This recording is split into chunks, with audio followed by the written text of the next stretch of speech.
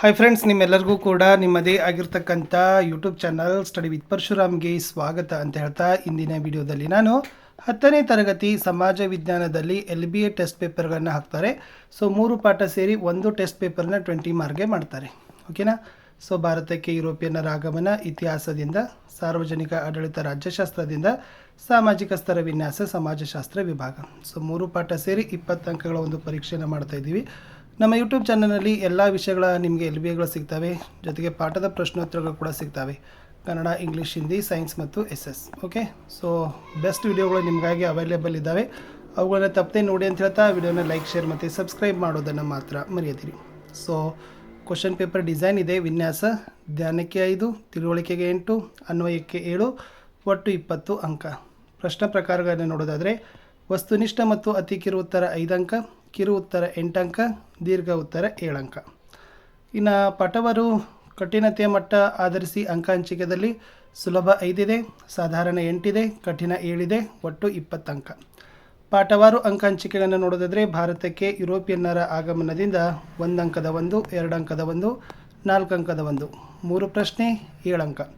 ಸಾರ್ವಜನಿಕ ಆಡಳಿತ ಒಂದು ಪರಿಚಯ ಪಾಠದಿಂದ 1 ಅಂಕದ 2, 2 ಅಂಕದ 1, 3 ಅಂಕದ 1, 4 ಪ್ರಶ್ನೆ 7 ಅಂಕ. ಸಾಮಾಜಿಕ ಸ್ತರ ವಿನ್ಯಾಸ 1 ಅಂಕದ 2, 2 ಅಂಕದ 2, 4 ಪ್ರಶ್ನೆ 6 ಅಂಕ. ಒಟ್ಟು 1 ಅಂಕದ 5, 2 ಅಂಕದ 4, 3 ಅಂಕದ 1, 4 ಅಂಕದ 1, 11 ಪ್ರಶ್ನೆ ಮತ್ತು 20 ಅಂಕಗಳಿಗಾಗಿದೆ. ಯಾರಿಗೆಲ್ಲ PDF ಬೇಕನ್ನೋರು 9964050759ಗೆ ವಾಟ್ಸಪ್ಪಲ್ಲಿ ಮೆಸೇಜ್ ಮಾಡೋದ್ರ ಮೂಲಕ ಈ PDFಗಳನ್ನು ಪರ್ಚೇಸ್ ಮಾಡ್ಬೋದು. ಸೊ 3 ಪಾಠ: ಭಾರತಕ್ಕೆ ಯುರೋಪಿಯನ್ನರ ಆಗಮನ, ಸಾರ್ವಜನಿಕ ಆಡಳಿತ ಒಂದು ಪರಿಚಯ, ಸಾಮಾಜಿಕ ಸ್ತರ ವಿನ್ಯಾಸ. ಫಸ್ಟ್ ನೋಡೋಣ. ಬಹು ಆಯ್ಕೆ ಪ್ರಶ್ನೆಗಳಲ್ಲಿ ಕೊಟ್ಟಿದ್ದರು ಭಾರತಕ್ಕೆ ಹೊಸ ಜಲಮಾರ್ಗ ಕಂಡುಹಿಡಿದವನು ಅಂತ ಕೇಳಿದರು. A Vasco da Gama, B Almeida, C Albuquerque, D ಡುಪ್ಲೆ.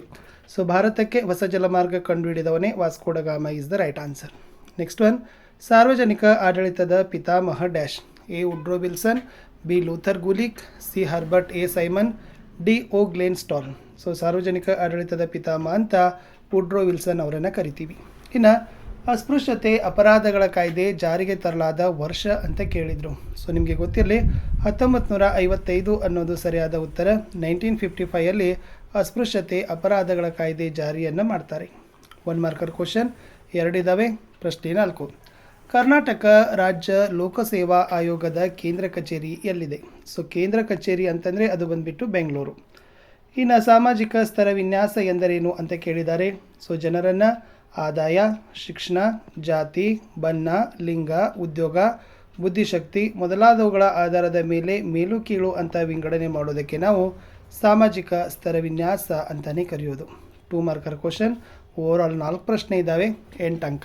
ಪ್ರಶ್ನೆ 6. ಬಕ್ಸಾರ್ ಕದನದ ಪರಿಣಾಮಗಳನ್ನು ತಿಳಿಸಿ ಅಂತ ಕೇಳಿದ್ದಾರೆ.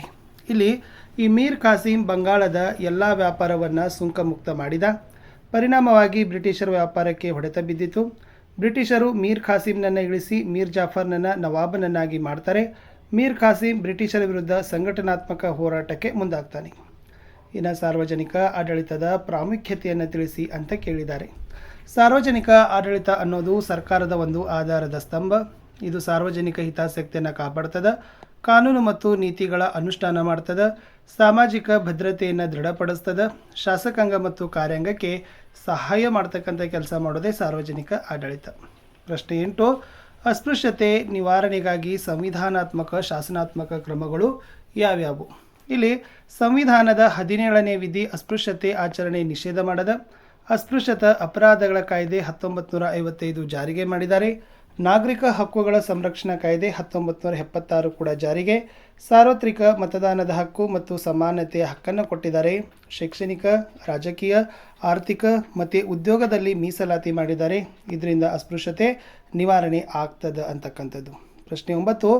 ಪೂರ್ವಾಗ್ರಹಕ್ಕೆ ಕಾರಣವಾಗಿರುವ ತಾರತಮ್ಯಗಳು ಯಾವುವು ಅಂತ ಕೇಳಿದ್ದಾರೆ. ಜಾತಿ ತಾರತಮ್ಯ, ಲಿಂಗ ತಾರತಮ್ಯ, ಪ್ರಾದೇಶಿಕ ತಾರತಮ್ಯ, ಬಡವ ಮತ್ತು ಬಲ್ಲಿದ ಅಂತಕ್ಕಂಥ ತಾರತಮ್ಯಗಳು ಪೂರ್ವಾಗ್ರಹಕ್ಕೆ ಕಾರಣವಾಗಿದ್ದಾವೆ ಅಂತ ಇತ್ತು. 3 ಮಾರ್ಕರ್ ಕ್ವಶನ್. ಲೂಥರ್ ಗೂಲಿಕ್ ಪ್ರಕಾರ ಸಾರ್ವಜನಿಕ ಆಡಳಿತದ ವ್ಯಾಪ್ತಿಯನ್ನು ಬರೀರಿ ಅಂತ ಕೇಳಿದ್ದಾರೆ. ಇದು ಯೋಜಿಸುವಿಕೆ, ಸಂಘಟಿಸುವಿಕೆ, ಸಿಬ್ಬಂದಿ ಪೂರೈಕೆ, ನಿರ್ದೇಶಿಸುವಿಕೆ, ಸಮನ್ವಯಗೊಳಿಸುವಿಕೆ, ವರದಿ ನೀಡುವಿಕೆ ಮತ್ತು ಆಯವ್ಯಯದ ರಚನೆ. ಇವಿಷ್ಟು ಎಲ್ಲ ಏನಪ್ಪ ಅಂದರೆ ಸಾರ್ವಜನಿಕ ಆಡಳಿತದ ವ್ಯಾಪ್ತಿ ಲೂಥರ್ ಗೂಲಿಕ್ ಅವರ ಪ್ರಕಾರ. ಇನ್ನು 4 ಮಾರ್ಕ್ಸಿಗೆ ಕೇಳಿದರು, ಪ್ಲಾಸಿ ಕದನದ ಕಾರಣ ಮತ್ತು ಪರಿಣಾಮಗಳನ್ನು ತಿಳಿಸ್ರಿ. ಕಾರಣಗಳಲ್ಲಿ ದಸ್ತಕಗಳ ದುರುಪಯೋಗ, ಅನುಮತಿ ಇಲ್ಲದೆ ಕೋಟೆಯನ್ನು ದುರಸ್ತಿ ಮಾಡಿದ್ದು, ಕಪ್ಪು ಕೋಣೆಯ ದುರಂತ. ಇವು 3 ಪಾಯಿಂಟ್ ಬರಿಬೇಕು. ಇನ್ನು ಪರಿಣಾಮಗಳಲ್ಲಿ ಮೀರ್ ಜಾಫರ್ ಬಂಗಾಳದ ನವಾಬನಾಗ್ತಾನೆ. ಕಂಪನಿ ಬಂಗಾಳದ ಪ್ರಾಂತದಲ್ಲಿ ವ್ಯಾಪಾರ ನಡೆಸಲು ಅನಿರ್ಬಂಧಿತ ಹಕ್ಕನ್ನು ಪಡೀತದೆ. ಮೀರ್ ಜಾಫರ್ ಕಂಪನಿಗೆ 17,70,00,000 ರೂಪಾಯಿ ನೀಡ್ತಾನೆ. ಭಾರತದಲ್ಲಿದ್ದ ಅನೈತಿಕತೆ, ಅಸಂಘಟನೆ ಮತ್ತು ವ್ಯಾಪಾರಿ ವರ್ಗದ ಲೋಭಿತನ ಪ್ರದರ್ಶನವಾಗ್ತದೆ ಅಂತ ಬರೆದ್ರೆ ಸಾಕು.